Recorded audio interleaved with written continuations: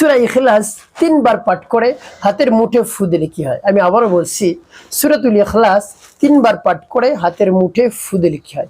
খুবই দামি এবং গুরুত্বপূর্ণ আমলটি। আমলটি আপনি শিখে রাখুন, আপনার কাজে লাগবে। আমলটি কখন কিভাবে করবেন, কোন নিয়মে করবেন, আমলটি করে কিভাবে উপকৃত হবেন আমি বলে দিচ্ছি। তাই বিস্তারিত জানার জন্য, আমলটি শিখে রাখার জন্য ভিডিওটি না টেনে না কেটে শেষ পর্যন্ত ধৈর্য ও মনোযোগ সহকারে দেখতে থাকুন।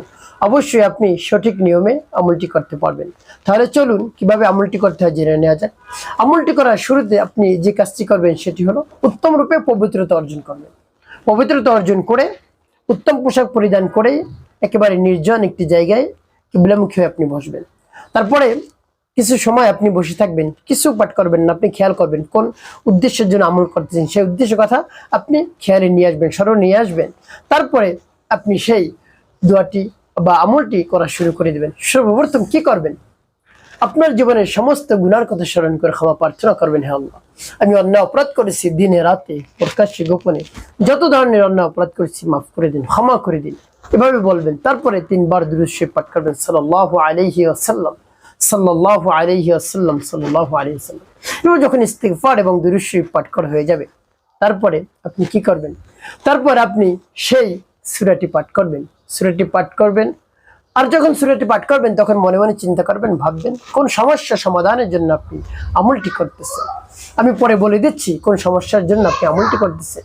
আগে সহিশুদ্ধ করে সূরাতুল ইখলাস বলে নিই। আমার দেখার নিয়ম অনুযায়ী আপনি সূরাতুল ইখলাস পাঠ করুন। বিসমিল্লাহির রহমানির রহিম। কুল হুয়াল্লাহু আহাদ, আল্লাহুস সামাদ, لم يلد ولم يولد ولم يكن له كفوا أحد। বাবা যখন সূরাতুল ইখলাস পাঠ করে হয়ে যাবে, তারপরে হাতের মুঠে একটি ফু, তারপর আপনি আবারও পাঠ করবেন। বিসমিল্লাহির রহমানির রহিম। কুল হুয়াল্লাহু আহাদ, আল্লাহুস সামাদ, لم يلد ولم يولد ولم يكن له كفوا أحد।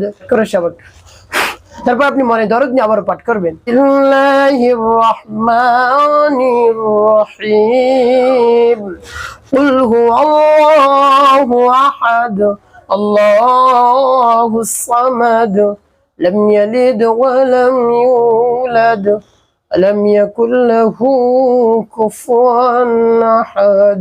পাঠ করা শেষ আবার তবে 3 বার পাঠ করে 3টি ফু দিবেন। শেষে 5 বার দুরূদ ইব্রাহিম পাঠ করবেন। আল্লাহুম্মা সাল্লি আলা মুহাম্মাদ ওয়া আলা আলি মুহাম্মাদ কামা সাল্লাইতা আলা ইব্রাহিম ওয়া আলা আলি ইব্রাহিম ইন্নাকা হামিদুম মাজিদ। আল্লাহুম্মা বারিক আলা মুহাম্মাদ ওয়া আলা আলি মুহাম্মাদ কামা বারাকতা আলা ইব্রাহিম ওয়া আলা আলি ইব্রাহিম ইন্নাকা হামিদুম মাজিদ। আল্লাহুম্মা সাল্লি আলা محمد وعلى آل محمد كما صليت على إبراهيم وعلى آل إبراهيم إنك حميد مجيد। اللهم بارك على محمد وعلى آل محمد كما باركت على إبراهيم وعلى آل إبراهيم إنك حميد مجيد। اللهم صل على محمد وعلى آل محمد كما صليت على إبراهيم وعلى آل إبراهيم إنك حميد مجيد। اللهم بارك على محمد وعلى آل محمد كما باركت على إبراهيم وعلى آل إبراهيم إنك حميد مجيد। اللهم صل على محمد وعلى آل محمد كما صليت على إبراهيم وعلى آل إبراهيم إنك حميد مجيد। اللهم بارك على محمد وعلى آل محمد كما باركت على إبراهيم وعلى آل إبراهيم إنك حميد مجيد। যখন দুরূদ ইব্রাহিম পাঠ করা হয়ে যাবে, তারপর হাতের মুঠে 2টি ফু দিবেন। প্রিয় ভাই বোন, আপনার আমলটি করা শেষ, এভাবে রাখবেন, ধরে খুলবেন না। তারপরে কি করবেন আমি বলে দিচ্ছি। এখন বলে দেব কোন উদ্দেশ্যের জন্য আপনি আমলটি করলেন। আপনার যদি ভালোবাসার মানুষ চলে গিয়ে থাকে, স্বামী স্ত্রীর মধ্যে যদি দ্বন্দ্ব লেগে থাকে, একজন অপরজনকে ছেড়ে চলে গিয়েছে, কোনোভাবেই তারা থাকতে পারছে না, অস্থির হয়ে পড়েছে, কোনো কাজ করতে পারছেন না, কোনো খাওয়া দাওয়া করতে পারছেন না, ওযু গোসল কিছুই করতে পারছে না, নামাজ পড়তে পারছে না, একেবারে অস্থির হয়ে পড়ছে, কি করবে? এভাবে কিছুদিন চললে সে একেবারে ধ্বংস হয়ে যাবে, শেষ হয়ে যাবে।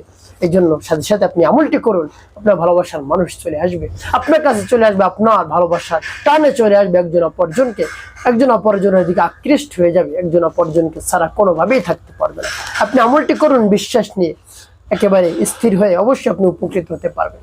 প্রিয় ভাই বোনেরা, এভাবে আমলটি শেষে আল্লাহ রাব্বুল আলামিনের দরবার হাত উত্তোলন করে দোয়া করবেন, আল্লাহ আমার ভালোবাসার মানুষকে কাছে এনে দিন, তাকে ছাড়া থাকতে পারছে না, আমার স্বামীকে কাছে এনে দিন, আমার স্ত্রীকে কাছে এনে দিন। এভাবে বিশ্বাস নিয়ে দৃঢ়তার সাথে বলবেন, অবশ্যই কাজ হয়ে যাবে ইনশাআল্লাহ। একটি কথা মনে রাখতে হবে, 5 ওয়াক্ত নামাজ আপনাকে আদায় করতে হবে, মানুষের কল্যাণে খিদমতে কাজ করবেন, অবশ্যই আপনার জীবন হবে সুখময় এবং শান্তিপূর্ণ ইনশাআল্লাহ।